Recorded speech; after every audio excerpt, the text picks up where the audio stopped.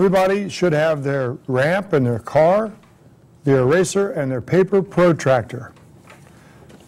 In this lesson, we're going to investigate friction.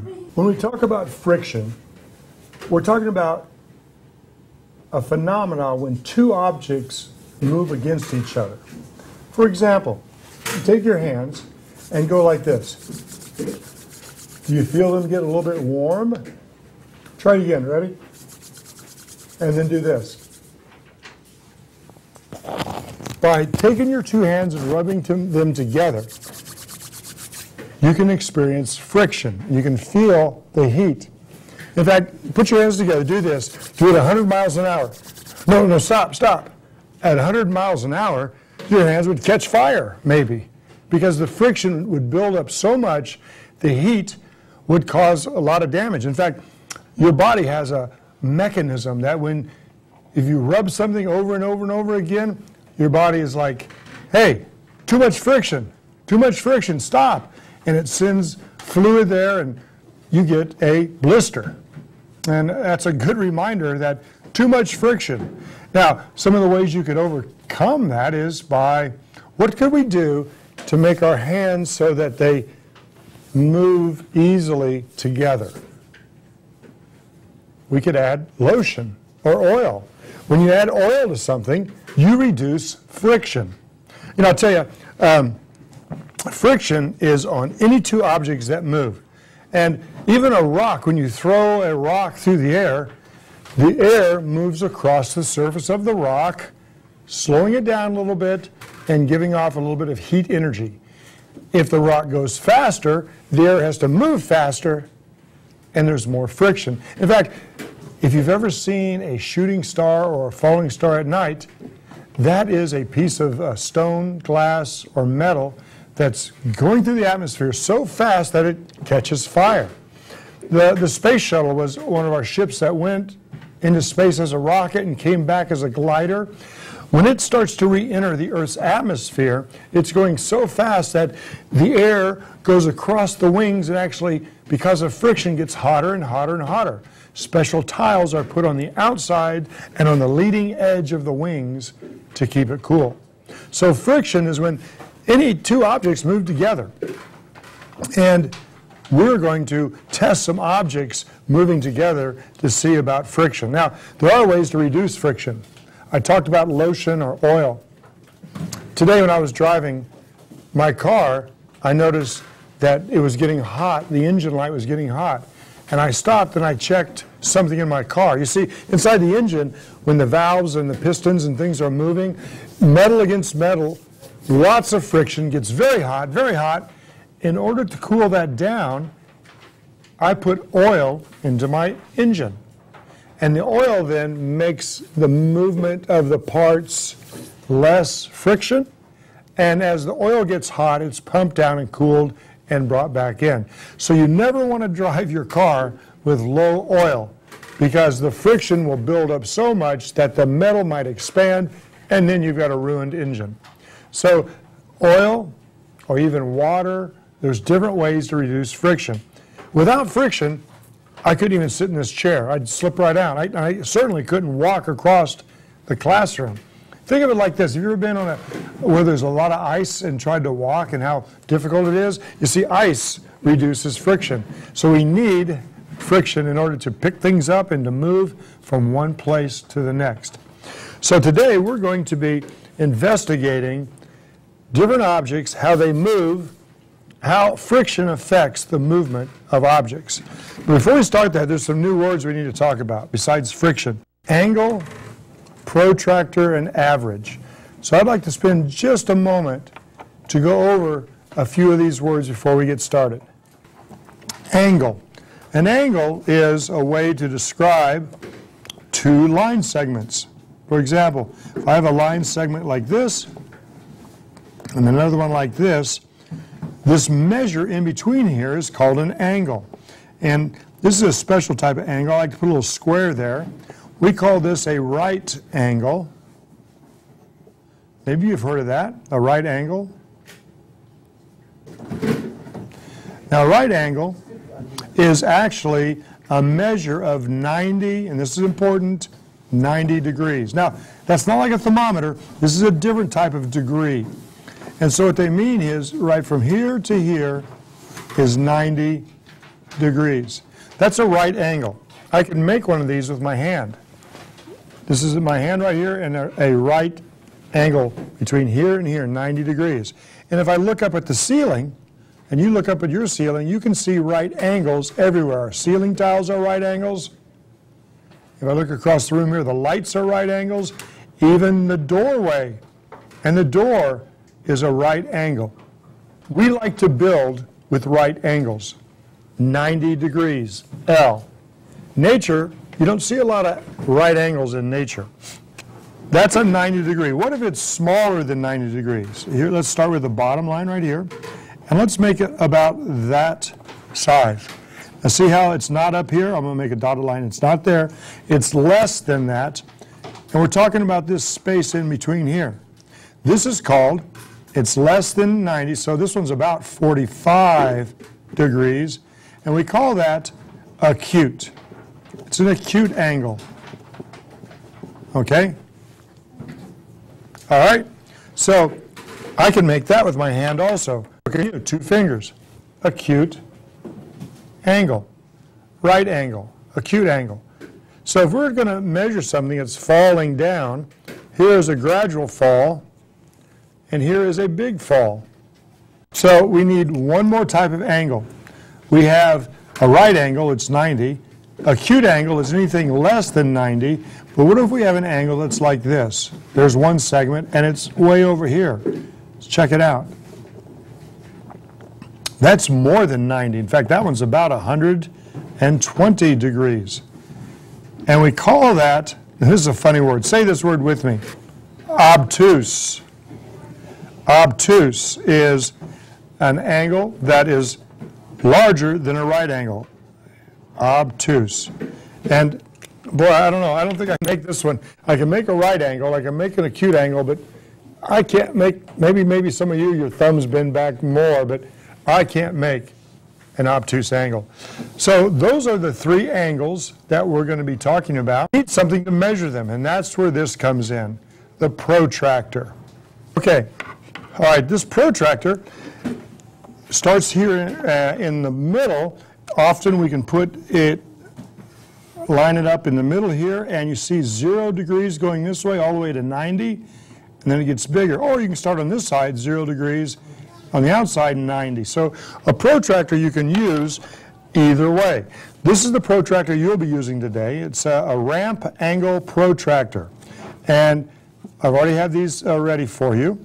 And we're going to be measuring the angle, or the angles of the ramps. So we use a protractor to measure the angle. One more thing that we're going to talk about is average. And the best way I know to talk about average is something I like to do on Monday, Tuesday, and Wednesday. On Monday, I had 3 cups of coffee. There's my 3 cups of coffee. So you could say that I had 3 cups that day. Tuesday, I was kind of in a hurry, and I ended up with just 1 cup of coffee. And then Wednesday, things slowed down a little bit, and I had 2 cups of coffee. So each day was a little bit different. But if I wanted to know what the average amount of coffee I drank each day, well, that day was 3, and that's 1, and that's 2, there's a way to find the average. What you do is you add up the total amount of cups drank, 3 plus all those, add them up, and I get to be 6 cups. And I add up my days, which is 3. So if I take my cups divided by my days, I get a number that's 2, which is an average. Now, I didn't have 2 cups on this day. In fact, I was above average because I had 3. I didn't have 2 on Tuesday because I was actually below average. The only day that I met my average was actually on Wednesday. But this is a way to find the average amount of a number. You add it up and divide by how many numbers you have. In this case, I had 3 numbers, added them up, came to 6. And so we'll be calculating some averages on our angles here in a minute. Speaking of angles, you have a ramp that I manufactured for you. It's out of cardboard, and it has wax paper and sandpaper. So those are two different surfaces that we're going to test to see how friction works. And we also have two different objects we're going to test. One of them is a car, and the other one is a pink eraser. So two objects. First we'll test the eraser, and then we'll test the car. And we're going to use our protractor to do this. Now, if you would just for a second turn in your books to page 96, and on page 96 we can go over what this is going to look like. Check it out. In our Pearson's science book, this is investigating, there's all the materials, we've already made these together. You're going to do some trials. We have different trials you're going to do. Trial 1, you're going to do 3 trials. First, you're going to use the sandpaper surface, the car, then the eraser. Then you're going to do 3 trials on the wax paper surface, the car and the eraser. You're going to find the average. Then I'd like you to actually make a bar graph and answer the questions. So before we do this, I thought it might be kind of good if I show you what I had in mind.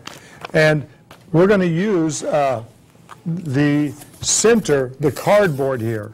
We're going to use the cardboard, not the sandpaper and the wax paper. That's what you're going to use. So that's about straight up and down, a 90 degree.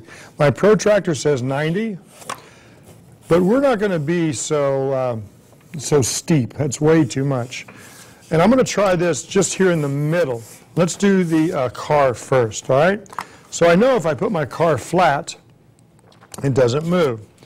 I'm going to lift this up, and it's important that you use the protractor, the tip or the end, at the vertex of the ramp.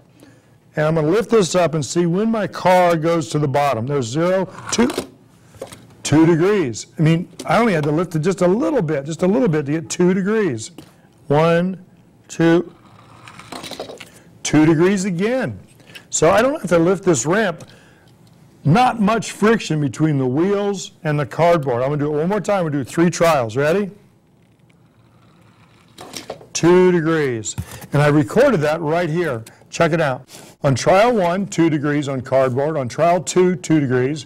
On trial 3, 2 degrees. And I have my average, and I divide them. 2, 2, 2. My average is 2 degrees. Make sure that you put the degree symbol when you do this. So 2 degrees is not much of an angle, just barely up. That car does a pretty good job on rolling on cardboard. Let's try the eraser next. So I have my eraser. I'm going to lay it flat. I'm going to use my protractor. Put your protractor at the end. Make sure it's the right size. Let's see what we got here. 2, no movement. 5, 10, 25, 30. 35, 40, 40 degrees. It went at 40, went sliding down there. So I'm going to write 40 as my first one. Let's do it again. 3 trials. That went at 40, 0, 5, 10, 15, 20, 25, 30, 35, 40. 40 degrees. So I had a 40 and a 45. Let me try one more time, my 3rd trial. 0, 5, 10, 15, 20, 25, 30. Wow, that's pretty interesting. I got 3 different 45 degree. This is the eraser. I had a 40 degree and a 35 degree. 3 trials. Trial 1, 2, 3. Add these up. Is 120 divided by 120 divided by 3. My average is 40 degrees. My average is 40 degrees. So there's a difference between the friction of my car going down the cardboard and the friction of the eraser going down. And that tells me something.